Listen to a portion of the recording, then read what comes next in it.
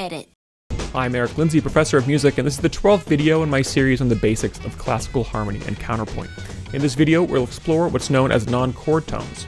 Before diving into the specifics, let's make a few crucial observations. In any piece of music, we have chord tones, or notes that are part of the current harmony. But composers often write melodies that include several notes that don't belong to the chord in order to create movement or expressive dissonance, and these are called non-chord tones.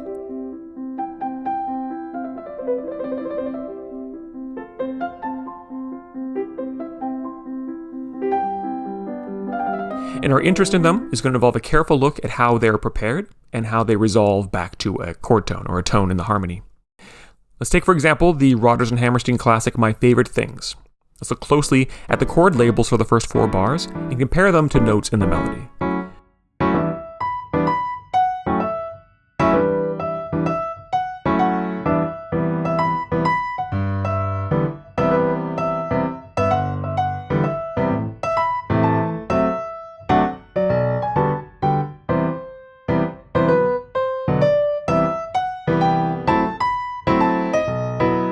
For each of these bars, the notes of the melody are starting from and leaping to other notes of the harmony for each bar.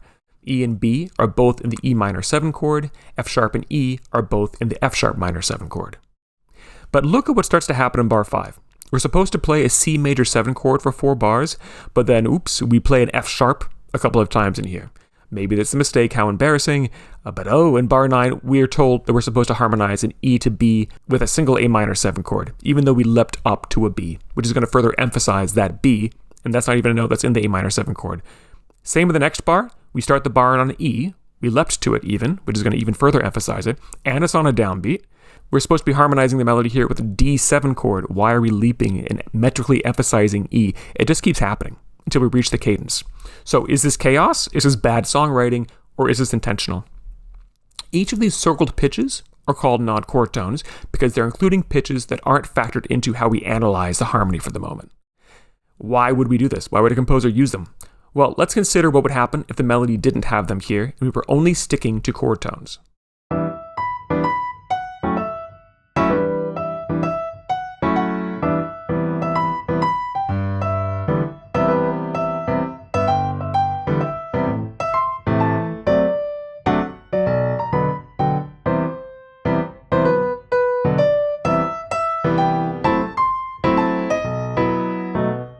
Now, while the tones I substituted here, quote-unquote, work for the harmonies listed, we're definitely sacrificing what made this an effective melody. Notice, for instance, how poignant that F sharp is when it wants to resolve back to the C major triad. And notice how expressive these dissonances are in bars 9 through 11, as well as how smooth the melody is moving by step in these last 4 bars. Virtually all melodies are going to involve a mix of chord and non-chord tones in their composition. Our ability to tell which ones are which is going to depend on how accurately we first interpret the chord that's being played at the given moment. This isn't that bad. The harmonies are written for us, right? On a jazz lead sheet, they're just written out for us. But in a score analysis, however, that's on us to figure out first. So to help us understand which notes are part of the chord and which ones aren't, let's first look at the most common types of non-chord tones so we can keep an eye out for them. We're going to classify non-chord tones based on how they're approached and how they resolve. There's 9 main types, and they're defined by whether they're connected by step, by leap, or held over from the previous note. So the first non-chord tone we're going to study is called a passing tone, and this is going to be prevalent in any melody that involves scalar motion. So a passing tone's definition is we move to a non-chord tone by step, continue in that same direction by step to resolve it back to a chord tone. Let's see how this manifests in the example below.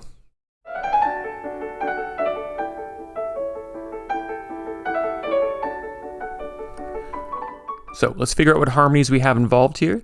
We are in the key of D, so this first chord, D, F sharp, A, that's our 1 chord. We have a second here, so I'm going to put that A on the bottom. So A, C sharp, E, G, that is a 7th chord built on A, that is the dominant. Second inversion, because E is in the bass, that makes it a 5, 4, 3, if it's a 7th chord. And then it looks like we're going to carry that chord through the next bar and then return to 1. It's only at this spot that we can now start to track the non-chord tones because we figured out which tones are in our chords. So back to bar 1, that G and that E are not part of a D triad, but we're going to it by step and leaving it by step, so that is all in the same direction. That is called a passing tone. Same thing happens with our 5 chord. G, E, and C sharp are in the chord. F sharp and D are not in the chord. So since we're approaching them from above and then stepping away from it in the same direction, that is the definition of a passing tone. So we would label these with a P on top. Our next example is going to have two different types of non-chord tones in it, a neighbor tone and an escape tone.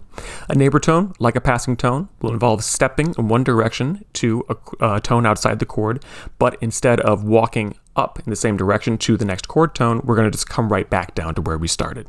So a step up and a step down in the opposite direction is the definition of a neighbor tone. An escape tone begins in a similar way, where it's going to step up to a non-chord tone and then leap down instead to a different chord tone, or vice versa, step down and then leap up in the opposite direction to another chord tone. Let's see how this next example sounds, and then we'll analyze it.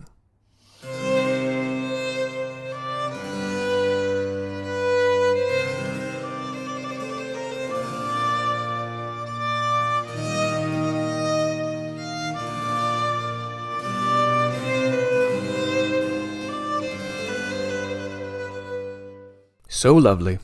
So let's look at these harmonies. So I'm seeing do to so to do or scale degree 1 to 5 to 1 in the bass.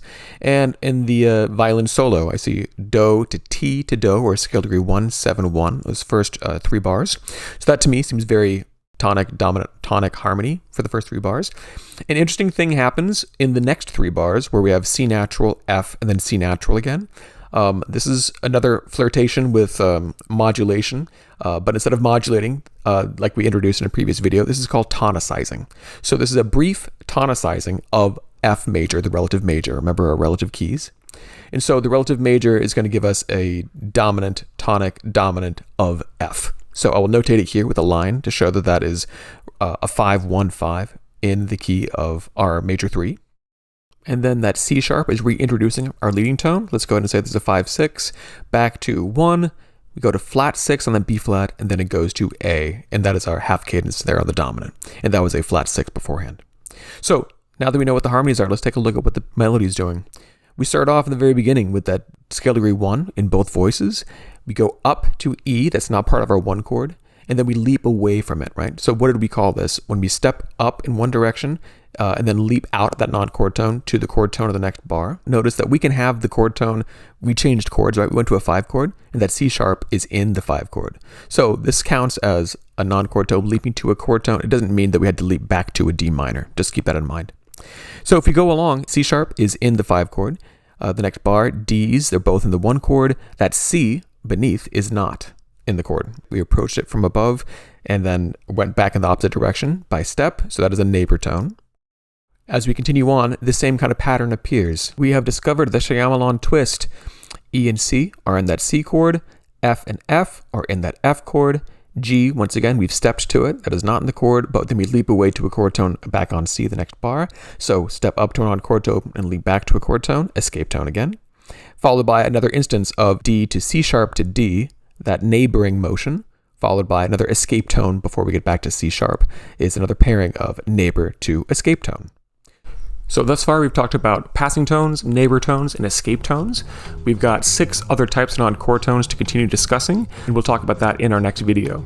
The main thing I want you to take away at the moment is that all of the non-chord tones, of course, are dependent on context. We need to understand that something is a non-chord tone only because we've analyzed the harmonies first. Without analyzing the harmonies, we don't know what's a chord tone and what's not a chord tone. So I want to leave you with that tidbit. For before we learn any more non-chord tones, remember that we need to get pretty fast at getting our Roman numeral analysis in place. I encourage you in the next video, we'll have some more excerpts like the one we just had here today. And if there is anything where you're struggling to do some Roman numeral analysis, I recommend that perhaps when I have the score up on the screen, that you pause it and try and do analysis yourself, so that when I walk us through, you're able to check your answers against the ones that I have.